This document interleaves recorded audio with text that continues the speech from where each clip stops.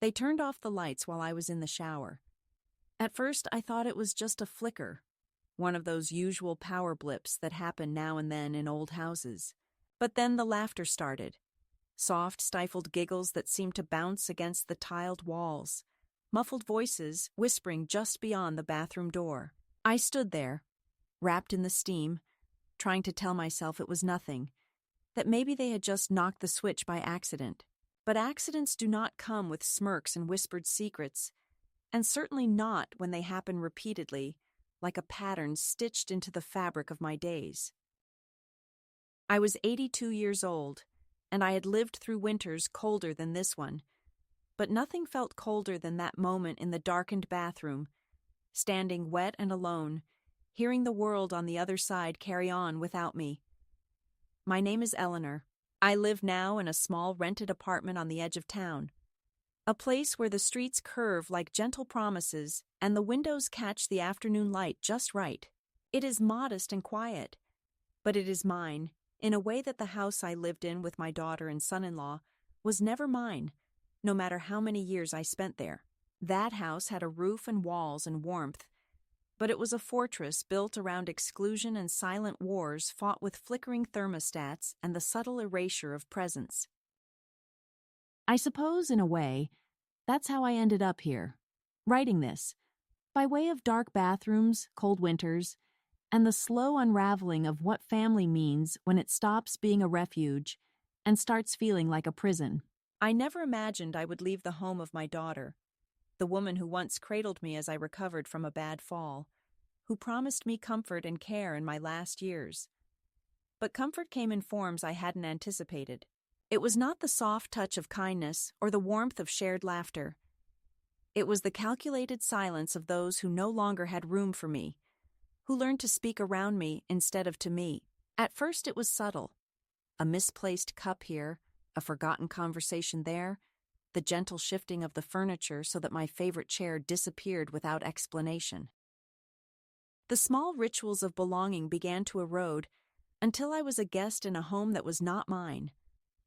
That night, when the lights went out and the laughter began, I felt the full weight of invisibility settle over me.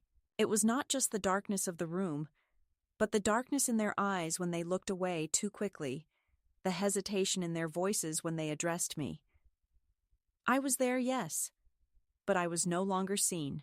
I stood dripping in the shower, listening to the sounds beyond the door, the muted footsteps, the faint clicking of phones, the soft shuffle of feet retreating down the hallway.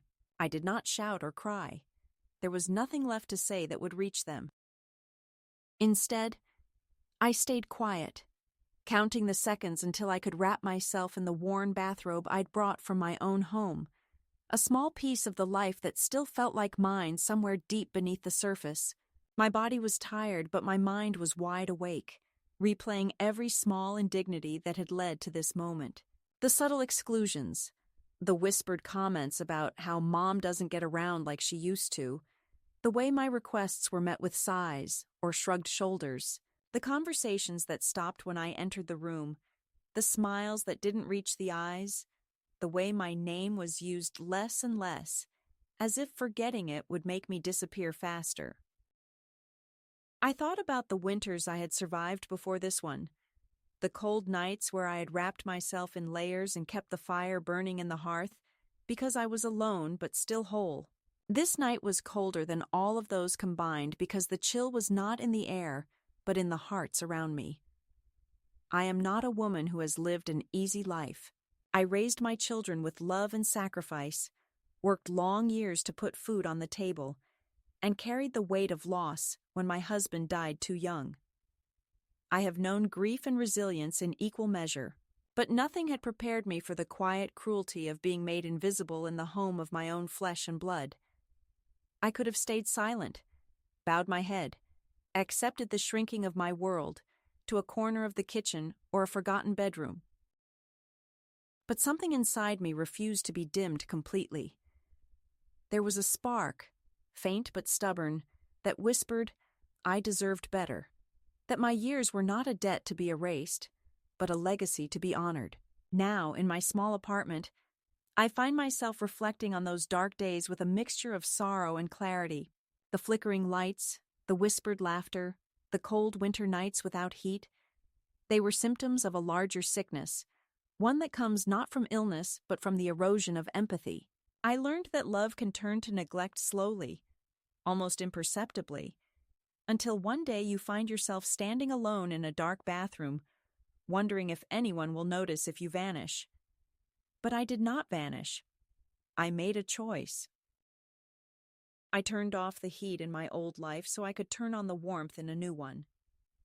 I closed the door on the house that no longer held me and opened the window to a world that, though uncertain, was mine to navigate. This story is not just about betrayal or rejection. It is about reclaiming dignity, about finding the courage to say no to invisibility and yes to the light I deserve. The nights are still long and the winters still cold, but I no longer stand in the dark alone. I carry my own light now, small and steady, enough to guide me through. And if my words reach another woman who feels unseen, unheard, or unvalued, know this: you are not invisible. Your story matters. Your warmth is worth fighting for. This is where I am now, not by accident, but by choice. And though the lights may have been turned off once, I have learned to carry my own flame.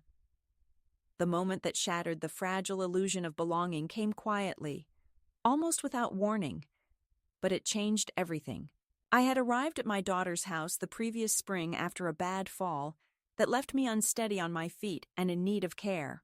I thought I was stepping into a refuge, a place where family would surround me with love and patience as I healed and slowed down. But what I found was something much colder, much harder to bear. The early days were filled with polite smiles and carefully chosen words, the kind of hospitality that feels more like an obligation than a welcome. My pension was supposed to help with the bills, and I was glad to contribute, happy to ease the burden in any way I could.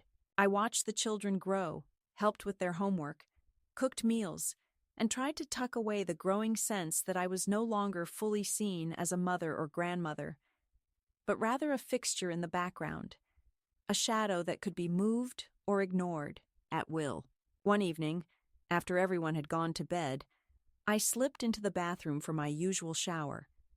It was a ritual I clung to fiercely, a moment to wash away the dust and weariness of the day, to feel clean and whole again, even when my body protested. The water was warm, running over my skin, and for a few minutes, I allowed myself to relax, to pretend the world outside those walls had nothing to do with me.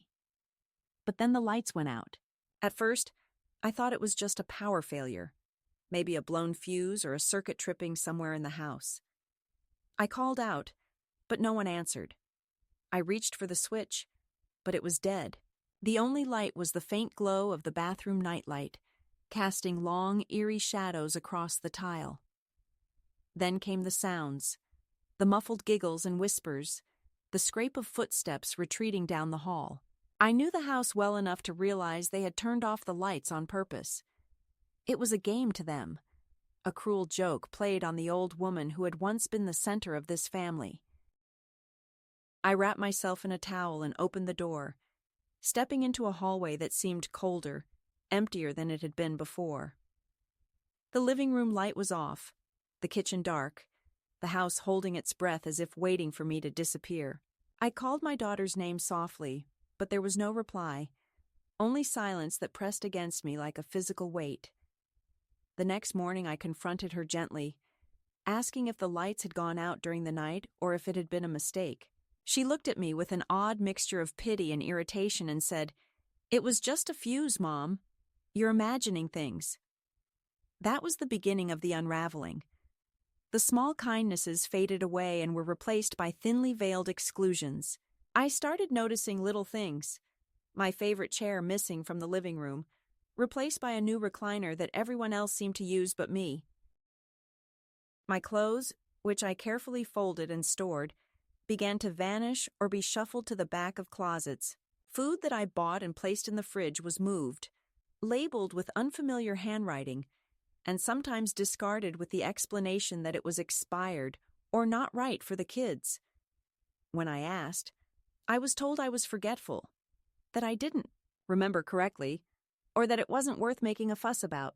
The house felt less like a home and more like a carefully controlled exhibit where my presence was tolerated, but never fully embraced.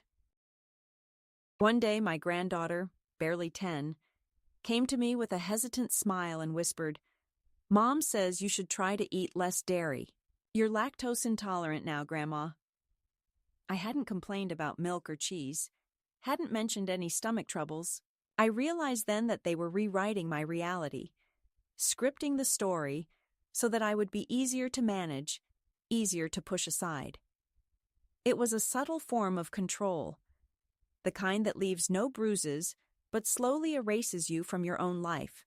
I found myself retreating more and more, choosing quiet corners and empty rooms where I could be alone with my thoughts, away from the whispered judgments and the polite but cold smiles. Winter arrived with a harshness that seemed to echo the growing distance in the family. The heat would mysteriously go off for hours, sometimes overnight. I learned to layer blankets and keep a hot water bottle close to my chest, but the chill seeped into my bones and made it harder to sleep. When I asked why the thermostat was set so low, I was met with excuses about rising gas prices or the house being old and drafty, but I knew the truth. Someone was turning it down when they thought I wasn't looking, testing how much discomfort I would endure before complaining. On the worst nights, I found the window in my bedroom cracked open, the latch broken. When I mentioned it, my daughter shrugged and said it must have been the wind, or maybe I forgot to close it properly. But I never forgot, and I knew who else was home. One afternoon, after a visit to the doctor left me feeling weak and vulnerable, I overheard my son-in-law on the phone, his voice low but sharp. "The hospital bills are piling up. We're not made of money, you know. Maybe Mom needs to consider a nursing home." Those words hit me harder than any cold shoulder or silent treatment ever could. I realized then that my presence was not a cherished blessing, but a burden, a weight on their shoulders that they were eager to shed. The warmth I had hoped to find in my family's home was a facade, and beneath it lay a desire to push me out, to reclaim their lives from the obligations I represented. The final straw came one bitter January night. The snow was falling thick and fast, blanketing the world outside in white silence. I had wrapped myself in every blanket I could find, clutching a cup of lukewarm tea and trying to keep the chill at bay. When the heat went off again, I called out to my daughter, but there was no answer. I found the thermostat taped down to the lowest setting, the batteries removed from the portable heater I had brought with me. It was clear. I was no longer welcome. The house I had called home had become a place of cold neglect, a cage of subtle cruelty disguised as concern. That night I packed what little I could carry and left. I took my savings, the small emergency fund I had squirreled away in a hidden envelope, and rented a basement apartment in a quiet neighborhood. It was not much, but it was warm and mine. I put up new curtains, bought a kettle for tea, and began the slow process of rebuilding a life that had been quietly stripped away. I left a note taped to the thermostat in the house I had vacated. I learned to live with less. Now you will too. The light is yours to switch, the warmth mine to reclaim. It was a quiet act of rebellion, a declaration that I would no longer be made invisible in the lives of those who should have loved me best. In the months that followed, I found strength in the small things. Volunteering at the local food pantry, making friends with neighbors, learning to navigate the city bus system again. The shadows of my past lingered, but they no longer defined me. I learned to carry my own light, to turn on my own warmth, and to believe that even in the darkest moments, there was a spark worth holding on to. This was my catalyst, the moment when betrayal became the first step toward freedom, when rejection opened the door to a new kind of belonging, one built not on duty or obligation, but on choice and self-respect. The days that followed the first clear act of exclusion passed with a slow, creeping heaviness that settled over me like a thick fog, dulling my senses and clouding my hopes. It was not a single moment of cruelty or sharp words spoken in anger. Rather, it was a series of small, deliberate omissions and subtle changes that chipped away at the foundation of my existence in that home. The light being switched off while I showered was just the first stark symbol of a larger, unspoken war waged in silence. In the weeks that followed, I began to notice the almost imperceptible ways in which I was being pushed further and further to the margins. My presence slowly erased, as if I were a ghost, whose outlines were becoming fainter by the day. One of the first signs was the disappearance of my favorite chair from the living room. It was an old, well-worn recliner, the fabric faded and the springs a little too soft. But it was mine, a small sanctuary, where I could sit and watch the afternoon light play across the walls while knitting or simply resting my weary bones. One afternoon, I returned from a walk to find that the chair was gone. In its place stood a sleek, modern recliner, one that belonged to my son-in-law's idea of style and comfort, but which felt cold and unfamiliar to me. When I asked about the chair, my daughter gave me a tight smile and said, "We needed to make room for the kids when they visit. You can sit on the sofa." The sofa was fine, but it was not mine. It was a public space, not a private one. It did not offer the same quiet refuge. I began to see my belongings moved, rearranged, or simply vanished. The basket of yarn I had kept by the window was emptied and placed in a storage closet with the label, "Mom's Things." My slippers, which had always been left by the back door, were nowhere to be found one morning. When I mentioned it, no one seemed to know what I was talking about, or they forgot to check. The house was filled with things that were not mine, while the things I held dear were slowly taken away, packed away, or ignored. I felt as if I were living in a house that was a stage set, where the props were carefully controlled and the script did not include me. Food was another battleground. I had always taken pride in cooking for my family, preparing meals with care and love.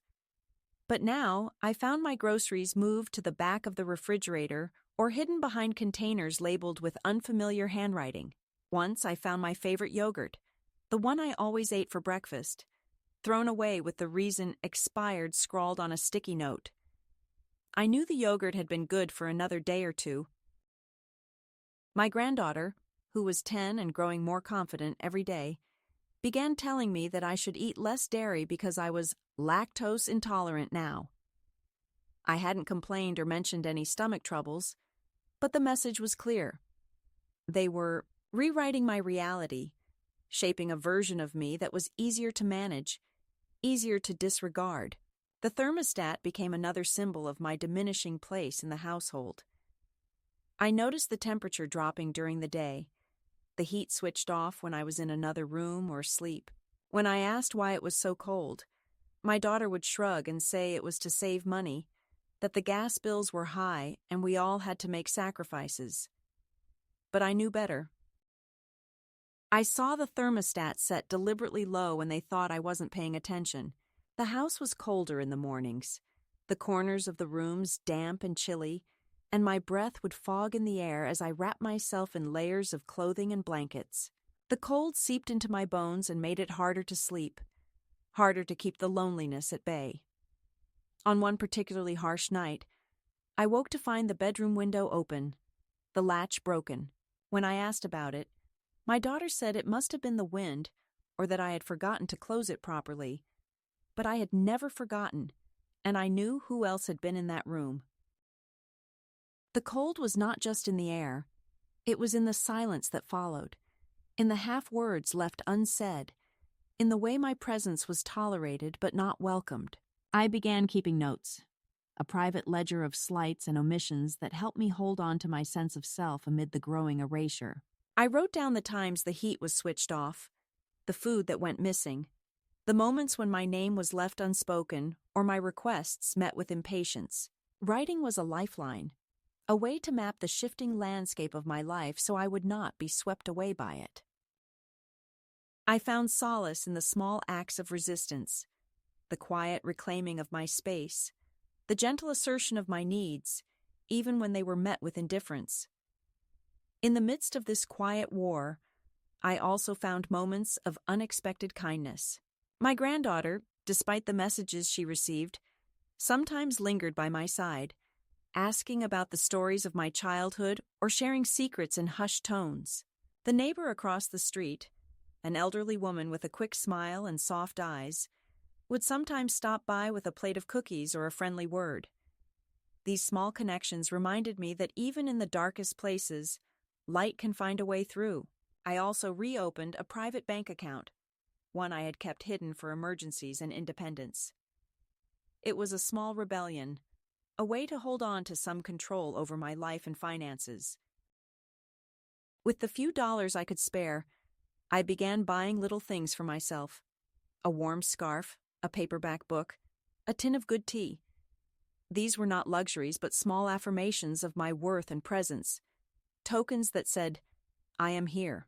I took a part-time job at the local library's resale shop, a place where I could move among books and people without judgment, where I could earn a few dollars in cash and feel the steady rhythm of work once again. It was humbling but necessary, a step toward reclaiming my autonomy.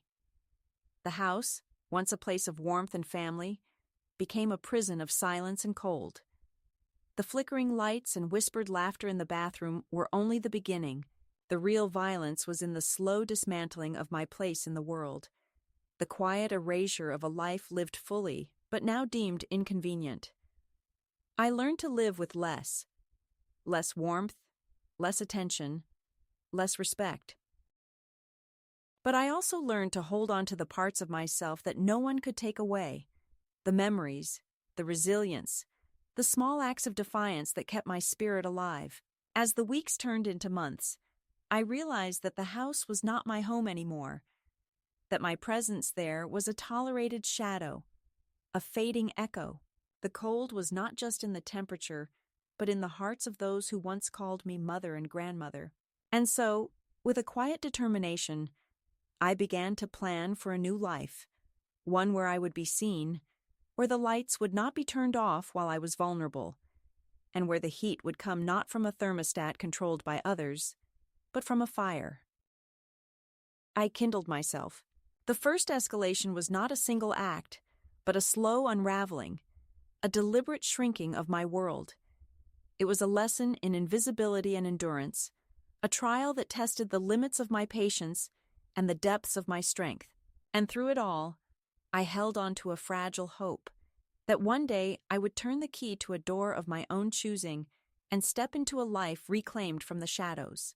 In the midst of the relentless quiet that had begun to consume my days, there came a moment, a shift not marked by grand gestures or dramatic confrontations, but by the small, deliberate acts of reclaiming what had been quietly taken from me.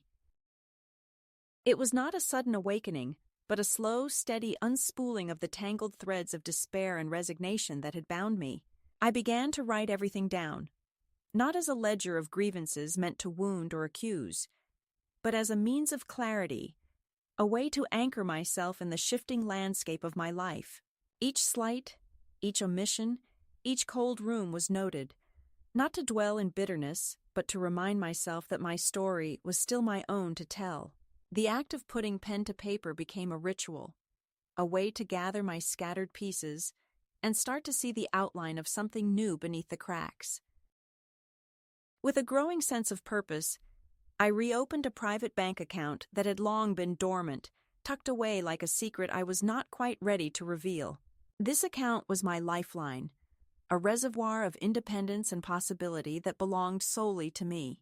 I began to set aside small amounts of money from my modest pension, hiding them in envelopes tucked inside an old hollowed-out copy of Gone with the Wind, a book I had cherished since my youth. This quiet act of saving was more than financial prudence. It was a reclaiming of agency, a declaration that despite the cold indifference I faced daily, I would hold on to my dignity and prepare for the moment when I could walk away on my own terms.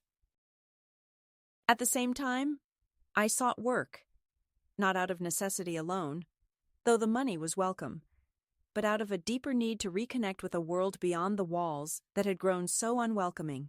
I found a part-time position at the library's resale shop, a small, dusty place filled with second-hand books and the gentle hum of people seeking quiet refuge. The work was humble, involving sorting donations and managing the cash register, but it was a balm to my spirit. There, among the worn pages and familiar titles, I felt a sense of belonging that had long eluded me. The shop was a world of stories, and in handling those books, I was reminded of my own story, still unfolding, still worth telling. This new routine gave structure to my days and a semblance of control in a life that had felt increasingly chaotic. I purchased small comforts for myself: an extra warm scarf, a sturdy pair of gloves, a tin of good tea, and began to build a sanctuary within the modest apartment I had rented. Each item was a symbol of my rebirth, a quiet affirmation that I was no longer at the mercy of others' neglect or disdain. The walls, once bare and cold, began to fill with small touches that spoke of home. Photos of places I loved, a hand-woven blanket draped over a chair, a small collection of favorite books arranged neatly on a shelf.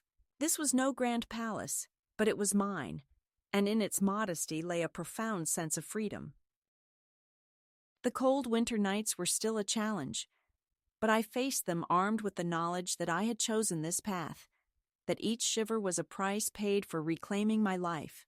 I learned to light candles that cast a soft, steady glow, to brew tea that warmed my hands and heart, and to find comfort in the rhythms of solitude that no longer felt like loneliness.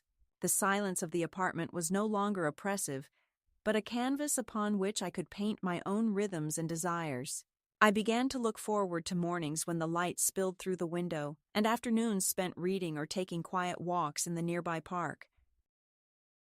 At times, the weight of the past pressed heavily upon me, the memories of cold rooms, whispered laughter, and the gradual erasure from the life I had once known.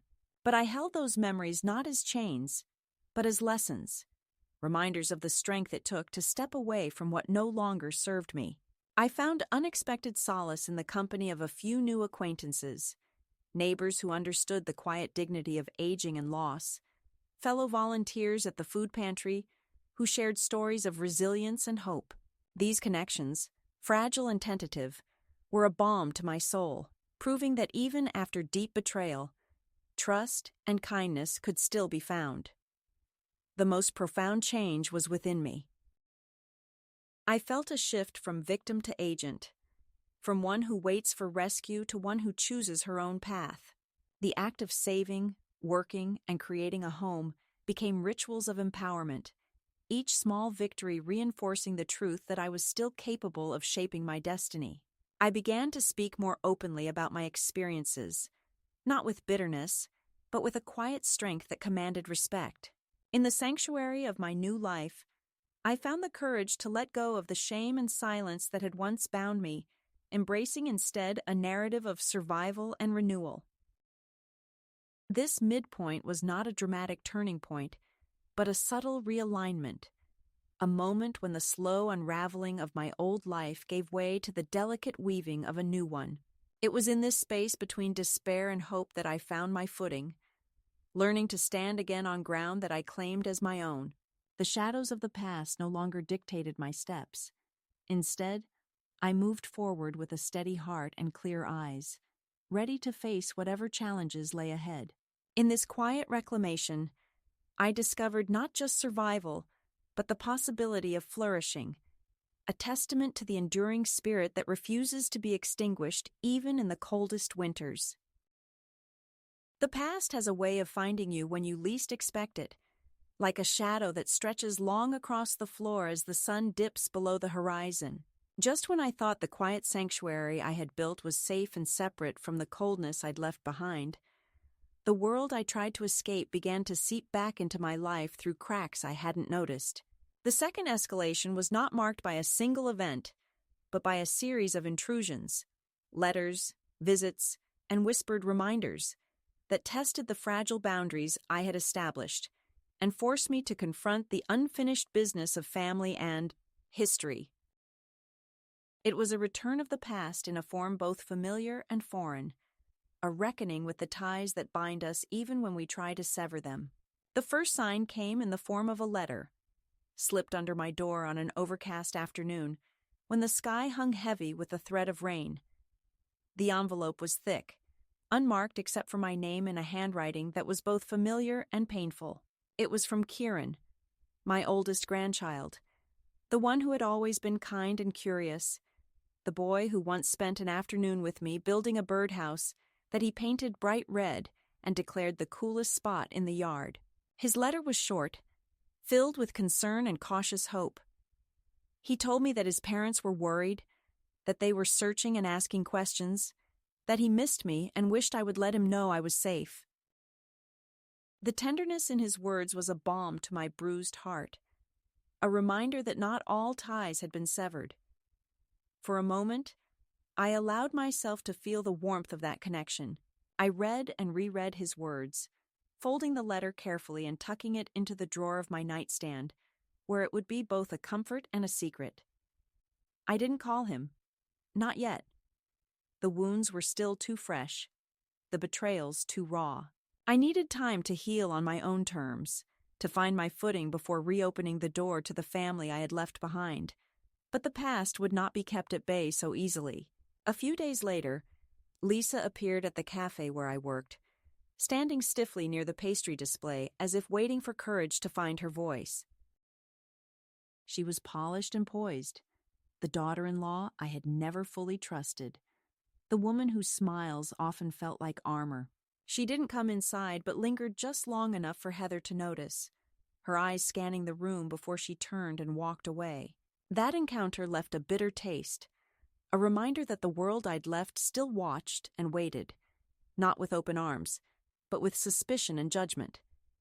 Then came the lawyer, a man in a suit who arrived unannounced at the cafe one quiet afternoon. His presence was a reminder that family business was never truly private, that control and concern often came wrapped in legalese and formal warnings. He introduced himself as Derek Sorensen, representing Adam and Lisa, and he spoke carefully about their worry for my well-being and the desire to ensure I was in a safe environment. His words were polite but firm, a thinly veiled attempt to assert authority over a life I had reclaimed. I folded my apron and told him firmly that I was not a pet to be managed, that there were no next steps unless I chose them. I left the cafe without looking back, feeling the weight of their attempts to pull me back into a role I had long rejected. The pressure intensified with the publication of a newspaper article, a family statement that painted me as vulnerable and lost, a woman who had vanished without warning and left chaos in her wake. The article quoted Adam and Lisa, their voices shaped by fear and control, their words a performance for the public eye. I laughed aloud when I read it, a sharp sound that startled even me. They portrayed me as fragile, as someone who needed saving, but the truth was far different. I was not a lost cause, but a woman who had chosen freedom over the pretense of family unity. The article was proof that concern often masks control, that public worry can be a weapon wielded to shame and manipulate. Heather, the young woman who had hired me, brought the clipping to the cafe, her eyes soft with sympathy. "You okay?" she asked quietly. I told her I was never better, that the article was nothing but proof that people only start caring when they can no longer use you. It was a bitter truth, but it was mine to own. The cafe became a refuge, a place where I could work and be seen for who I was, not who they wanted me to be. Amid the turmoil, Arthur entered my life, a quiet presence who came in for coffee every morning, a widower with stories of birds and quiet wisdom. His visits were a gentle reminder that connection was possible beyond the tangled web of family drama. He didn't press or pity. He simply sat with me in the early light, sharing moments of companionship that felt real and unburdened. Our conversations about cardinals and finches, about crows smarter than people, often gave me a reprieve from the noise of my past. Arthur became a steadying force, a reminder that trust could be rebuilt in small, meaningful ways. Yet the return of my family was not without its sharp edges. Lisa's visit to the cafe, her hesitant apology disguised as panic over Kieran, her insistence that she wasn't trying to replace me but just wanted peace in the family, was a fragile olive branch wrapped in years of resentment. I listened as she spoke of panic and fear, but I saw through the veneer to the truth that she had never wanted me fully present, only as a background figure to be managed. When I told her I was not her shadow but my own person, something finally shifted. She left without finishing her coffee, leaving behind the weight of unspoken regrets. At home, Joyce, my landlord and reluctant confidant, offered no judgment, only quiet companionship. She watched the letters and visits unfold with a knowing eye and a steady presence. One evening, as we shelled peas in her kitchen, she asked, "You hiding or healing?" I answered honestly, "Both." It was the truth. The hiding had been necessary to survive. The healing was beginning to take root. The calls from Kieran became a lifeline, each one a thread, pulling me toward a future that was not bound by the past's betrayals. He spoke softly, without guilt or expectation, simply reaching out to say he missed me and hoped I was safe. I answered him when I was ready, and in his voice, I heard the promise of connection unmarred by obligation or pain. But the family's reach extended beyond visits and calls. The lawyer's letters continued, the demands for meetings and discussions wrapped in polite threats. I wrote back once, cold and clear, a statement that I was of sound mind, living safely, and not under duress. I warned that further contact under the guise of concern would be considered harassment.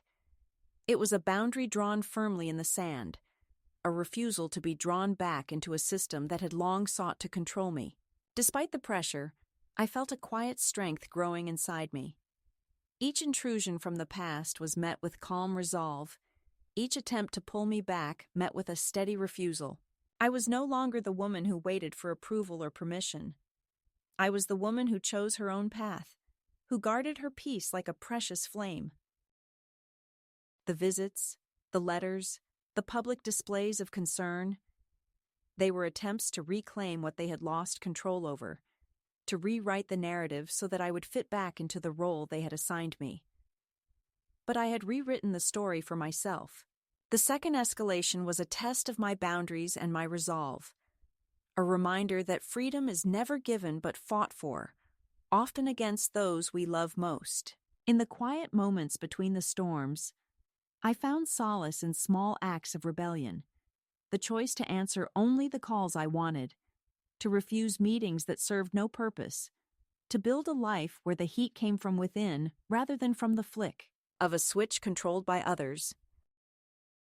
Arthur's steady companionship, Joyce's unspoken support, and Kieran's gentle presence became my anchors in a sea of uncertainty. The past may have found me, but it would not define me. I was no longer the invisible woman left in a darkened bathroom or a cold bedroom with a broken latch. I was a woman who had learned to turn off the lights on their cruelty and light a fire in her own heart. The second escalation was not an end but a crucible, forging a new strength that would carry me through the challenges still to come. And so I stood firm, a quiet defiance in the face of intrusion, a steady flame burning bright in the winter's long night. The story was far from over, but I knew now that I held the pen.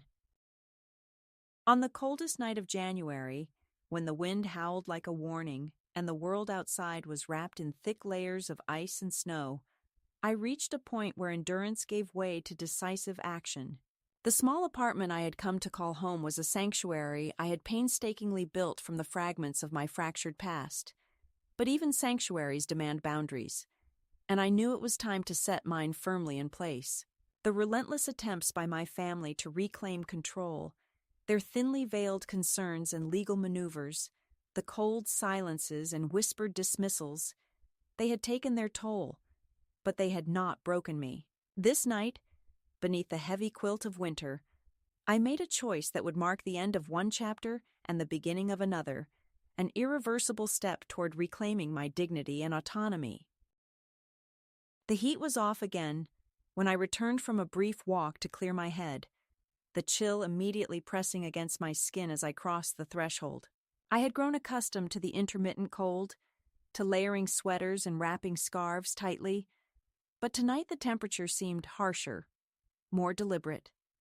I flicked the thermostat, but it refused to respond. The batteries I had bought with my own money were missing from the small heater I kept for emergencies. The harsh truth settled like frost on my heart. This was no accident or oversight. Someone had chosen to leave me in the cold, both literally and figuratively. I sat down at the small kitchen table, the thin wood cold beneath my hands, and took a deep breath. There, taped to the thermostat, was a note written in familiar handwriting, neat and deliberate. I learned to live with less. Now you will too. The light is yours to switch, the warmth, mine to reclaim. The words were not angry or pleading. They were a quiet declaration, a parting shot that carried the weight of years of neglect and silent battles.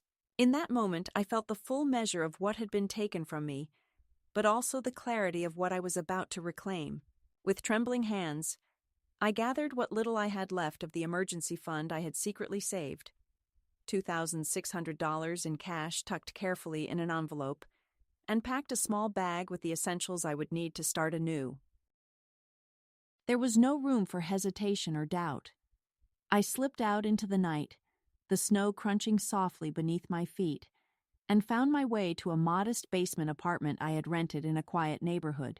The landlady was a kind woman who asked no questions, accepting the cash deposit with a nod and a smile that felt like an unspoken promise of new beginnings. That night I lay beneath a worn but warm blanket, listening to the wind outside and the steady beat of my own heart. The apartment was humble. No grand furnishings, no inherited memories, just a space to call my own, free from the shadows of the past. I brewed a pot of tea, the steam rising like a soft prayer, and allowed myself a moment of quiet triumph. I had turned off the heat in the house that was not mine, but I had ignited a fire within myself that no one could extinguish. In the days that followed, I settled into a routine that honored my newfound freedom. I learned the rhythms of the neighborhood, the morning light filtering through frost-kissed windows, the scent of fresh bread from the bakery down the street, the gentle hum of life moving forward without me. I volunteered at the local food pantry, finding joy in giving when so much had been taken away, and I took long walks in the park, feeling the crunch of snow beneath my boots and the sharp, clean air filling my lungs. The winter was harsh, but it no longer felt like a punishment. Instead, it became a metaphor for my journey. Cold and difficult, yes, but also a season of transformation, a time when the old must fall away to make room for the new. I knitted scarves and hats to give away, each stitch a testament to resilience, and I wrote letters, not to those who had abandoned me, but to myself. In one I wrote, "You were never crazy, just colder than they could stand to admit. Next time someone dims you, shine somewhere else." I refused to answer the calls and messages that flooded my phone, the frantic pleas and thinly veiled threats that sought to pull me back into a world I had left behind. Instead, I guarded my peace like a sacred flame, tending to it with quiet care and unwavering resolve. I understood now that the warmth I had sought all those years was not to be found in others' hands, but within my own. The act of leaving, of turning off the heat and walking away, was not one of bitterness, but of reclamation. It was a final cut, a severing of ties that had long since become chains. I did not carry anger with me, only the steady strength of a woman who had finally remembered her own worth. The cold nights no longer scared me because I had found the warmth inside, a light that no darkness could overcome. This was the climax of my story, the moment when survival became living, when endurance blossomed into agency. It was a declaration to the world and to myself that I would no longer be invisible, that my life belonged to me and me alone. The fire I lit that cold January night continues to burn, a beacon for any woman who has ever been left in the dark to find her own light and claim her rightful warmth. In the quiet aftermath, as the snow melted and the days lengthened, I stood at my window watching the world awaken anew. The house that once held me in cold neglect stood far behind, a memory softened by distance but never forgotten. I am here now, alive and unafraid, carrying a flame that shines steady through the darkest nights. This is my reclaiming, my freedom, my home. The mornings in my new life came gently, as if the world itself was learning to breathe alongside me. I would wake to soft light filtering through the curtains, the quiet hum of the city stirring outside my window, and the steady rhythm of my own heartbeat reminding me that I was here, present, whole, and belonging to myself. The cold that had once seeped into my bones no longer held dominion over me. Instead, I carried a warmth that was mine alone, a quiet fire kindled from resilience and choice. In this space, I found a peace that had eluded me for years, a calm rooted not in forgetting the past, but in finally releasing its hold. I kept my routine simple, brewing tea each morning, reading worn books whose pages whispered stories of survival, and tending to the small garden of memories I nurtured within my heart. The apartment, modest and unpretentious, became a sanctuary where I could be fully myself without apology or restraint. I no longer waited for permission or approval. I made decisions for me, by me. The heavy silence that once signaled exclusion was replaced by the gentle sounds of life moving forward. Birds outside the window, neighbors greeting each other softly in the hallways, and the occasional laughter that bubbled up from the little cafe. Down the street where I had begun to rebuild my world.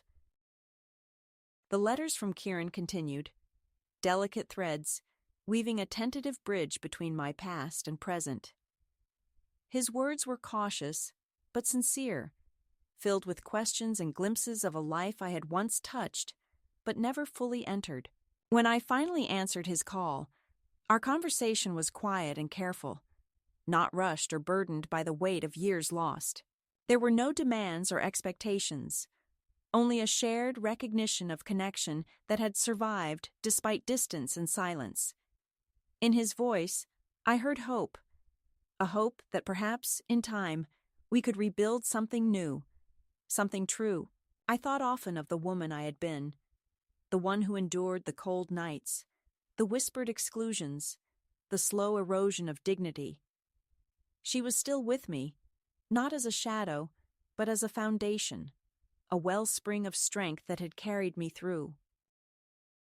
I honored her by living fully in the present, by embracing the freedom that comes with standing alone and choosing oneself. The small apartment, the warm blankets, the steaming cups of tea, they were not just comforts, but symbols of a life reclaimed, a testament to the power of resilience. Sometimes in the quiet moments, I would write letters, not to those who had hurt me, but to myself. Words of encouragement, of forgiveness, of understanding. I would remind myself that I was never truly lost, only waiting to be found again by the woman I had always been beneath the layers of pain and neglect. One such letter read, "Dear me, you waited so long for someone to save you. You forgot you were always the one holding the key. You didn't lose them. They let go. And you finally let go back. And look at the life that opened. Well done. Love me." Joyce, my landlord and companion in this new chapter, became a steady presence, sometimes a friend, sometimes a witness, always a fellow traveler through the complexities of aging and renewal. We shared meals and stories, the comfortable silences that come from knowing one another without the need for constant words. Her home smelled of lavender and fried onions, a scent that came to symbolize warmth and acceptance in my mind. Together, we celebrated small victories, The first paycheck I earned, the new friendships forged at the community center, the quiet moments of joy that made life worth living. The days grew longer, the seasons shifting with a gentle rhythm that echoed my own transformation. I learned to walk without looking back, to find beauty in the ordinary, and to welcome the unexpected kindnesses that came my way. The world, once a place of exclusion and coldness, opened again in surprising ways. I attended potlucks at the community center, shared lemon squares I had baked with hands that had once cooked for others, and felt the warmth of belonging without the price of erasure. When the family came calling again, letters, phone calls, visits, I met them not with anger but with a quiet resolve. I did not close the door entirely, but I did not open it wide either. I held the boundaries I had fought to establish, choosing when and how to engage, if at all. The woman who had once been invisible was now a presence not to be ignored, a force shaped by years of endurance and the fierce determination to be seen on her own terms. At times, I caught glimpses of Lisa's face outside the cafe, a fleeting shadow of the past trying to find its place in the present. But I had learned that presence is not about proximity, but about respect and recognition. I stood firm in my truth. I was not her shadow to be cast aside or embraced at convenience. I was a woman who had finally remembered how to be whole. The final act of this journey was the letter I wrote to the lawyer, a formal and unyielding statement that I was of sound mind, living safely, and not under duress. It was a legal closure to a chapter marked by attempts to control and manipulate. I mailed it with a steady hand, feeling the weight of years lift with each step away from the post office. The act was both symbolic and real, a reclaiming of autonomy that no one could revoke. In the quiet aftermath, as I sat on the porch wrapped in a warm shawl with Franklin, the cat curled at my feet. I felt a profound sense of peace. The life I had built was not grand or perfect, but it was mine. It was a life forged from the ashes of neglect and the determination to rise. The fire within me burned steady and bright, a light for the woman I was and the woman I had yet to become. To any woman who finds herself in the shadows, unseen and unheard, I offer this story as a testament and a promise. You are not invisible. Your worth is not diminished by others' neglect or rejection. The cold nights will pass, and you will find your own warmth. You hold the key to your own freedom. Turn off the lights on those who would dim you, and shine somewhere else, where your light is welcomed and cherished.